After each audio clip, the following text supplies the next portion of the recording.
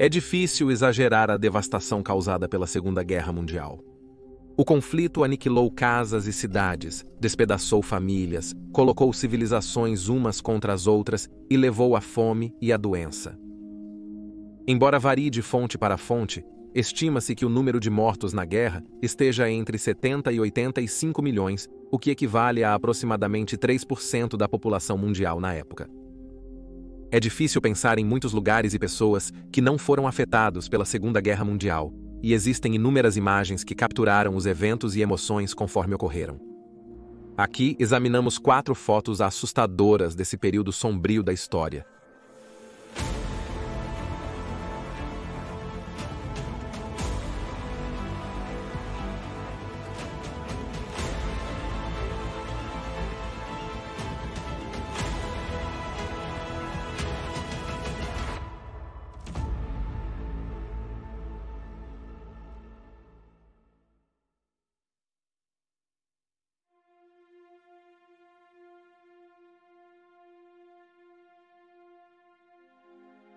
Muitas paisagens foram alteradas além do reconhecimento pelos ataques aéreos realizados tanto pelos aliados quanto pelas potências do eixo durante a guerra.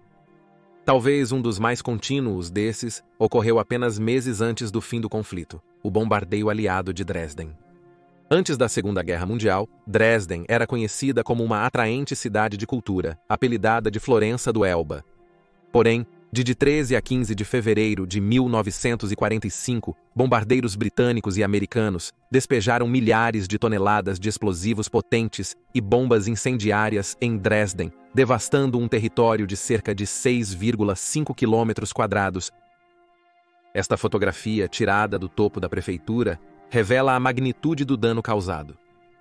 A cena se torna ainda mais solene pela estátua posicionada na borda do prédio. Sua mão estendida parece nos convidar a observar os prédios despedaçados e as ruas vazias abaixo.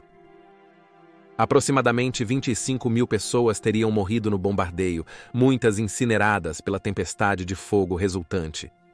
Mas como Dresden se tornou um santuário para refugiados, fugindo da Europa Oriental, o número real de fatalidades pode ter sido maior, com alguns estimando que o número pode ser entre 35 mil e 130 mil. Ainda se discute a necessidade de bombardear Dresden. A inteligência na época parecia indicar que a produção industrial da cidade era significativa para auxiliar o esforço de guerra alemão, e por isso era considerado imperativo destruir as supostas 127 fábricas na cidade. No entanto, entre alguns historiadores, argumenta-se que a cidade não era responsável por tanto apoio industrial quanto se suspeitava. A decisão pelo bombardeio aéreo de Dresden, que foi controversa na época, tem sido descrita como apenas um bombardeio de terror, já que quartéis militares, pontes e algumas fábricas não foram alvo. O ataque aéreo tem sido justificado e criticado em graus variados, com críticas que vão desde alegações de ser um ato imoral até alguns proclamando-o como um crime de guerra. O que essa imagem mostra é a tragédia da guerra, e é indubitavelmente simbólica da destruição que afetou tantas cidades e vilas nesse período, perpetrada por ambos os lados durante a guerra.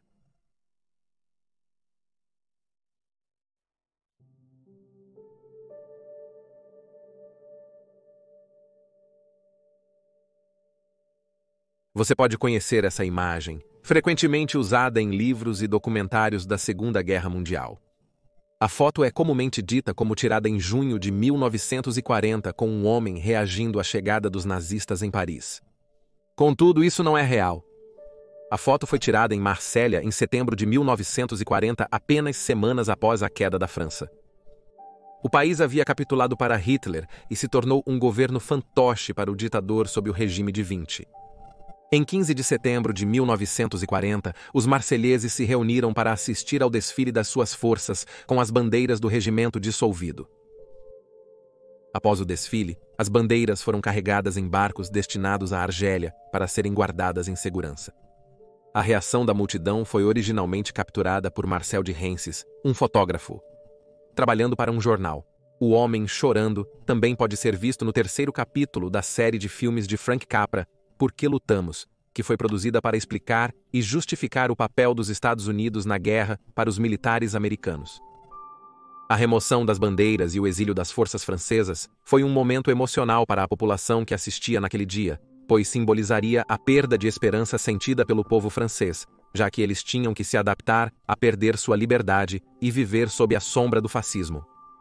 O rosto do homem chorando encapsula perfeitamente um sentimento de luto e medo enquanto ele chora abertamente por seu país. A imagem foi posteriormente usada na revista Life e, em 1949, a National Broadcasting Company tentou rastrear o homem em uma foto votada como uma das melhores do mundo na época.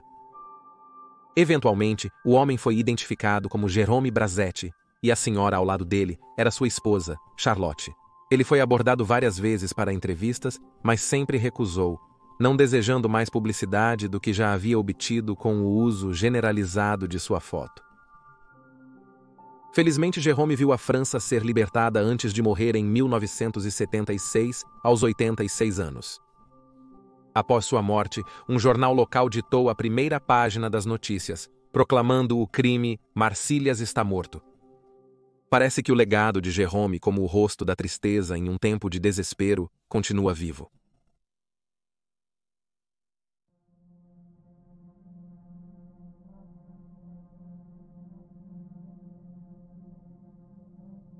O porta-aviões United States Ship Enterprise ganhou um status meio lendário durante a Segunda Guerra Mundial.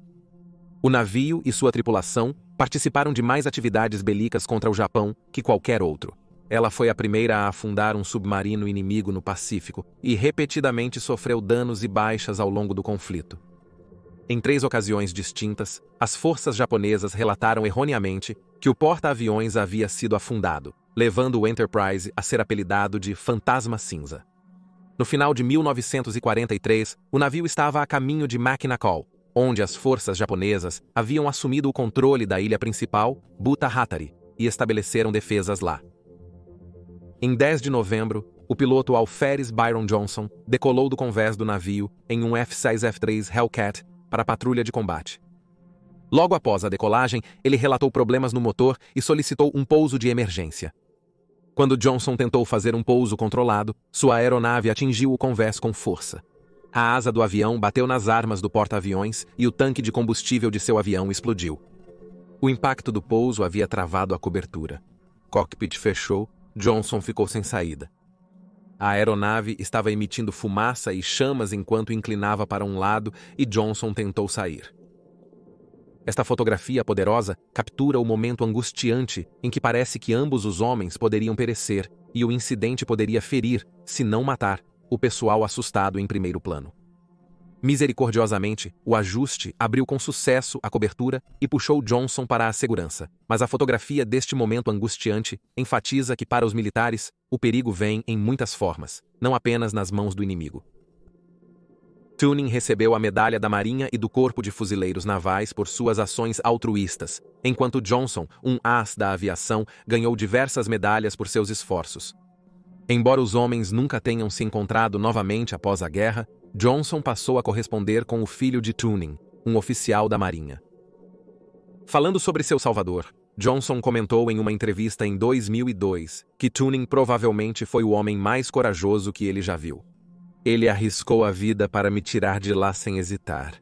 Foi um verdadeiro ato de bravura. Nos estágios iniciais da guerra, muitas crianças no Reino Unido, vivendo em áreas consideradas de alto risco de ataque, como Londres, Bristol e Liverpool, foram evacuadas para áreas mais rurais do país. Apesar do governo pedir aos pais para manterem seus filhos com as famílias anfitriãs até novo aviso, em janeiro de 1940 quase metade dos evacuados já havia voltado para casa. Outras ondas de evacuações foram provocadas por mais ataques aéreos em 1940 e novamente em 1944, quando bombas V-1 e foguetes V-2 foram direcionados ao país. Isso, é claro, resultou em destruição, baixas e morte. Talvez um dos aspectos mais tristes da guerra seja o seu impacto nas crianças presas em seus horrores. Entre 1939 e 1945, milhares de crianças dos países aliados e do eixo foram órfãs como resultado do conflito. Em 1945, a fotógrafa americana Antoinette Frizzle capturou essa imagem dura de um menino que havia voltado para casa depois de brincar, apenas para descobrir que sua casa havia sido obliterada por um foguete V-2. Seus pais e irmão em casa durante o ataque ficaram soterrados nos escombros. O garoto abraça um brinquedo de pelúcia, chorando, olhando para fora do enquadramento. Frizzle fotografou a criança recém-órfã, imagens que ganharam reconhecimento internacional. A foto tem sido utilizada em documentários e mostras. Foi relatado que a criança sobreviveu à guerra e cresceu para trabalhar como motorista de caminhão. Supostamente, ele reconheceu esta foto enquanto estava sendo usada pela International Business Machines para promover uma exposição em Londres e que ele entrou em contato com Frizzle através da empresa. Se ainda estiver vivo, este homem provavelmente teria cerca de 80 anos. Apesar de seu nome e paradeiro serem desconhecidos, esperamos que ele tenha encontrado felicidade e paz. Quanto a Antoinette, ou Toni como era conhecida, ela catalogou a vida durante a guerra tanto no teatro europeu quanto para os militares americanos. Após a guerra, ela virou uma renomada fotógrafa, com trabalhos publicados nas revistas Life e Vogue. Morreu em 1988 com 81 anos. Então são 4 fotos assustadoras da Segunda Guerra Mundial. Esperamos que tenha achado interessante. Nos vemos no próximo episódio de Guerras do Mundo.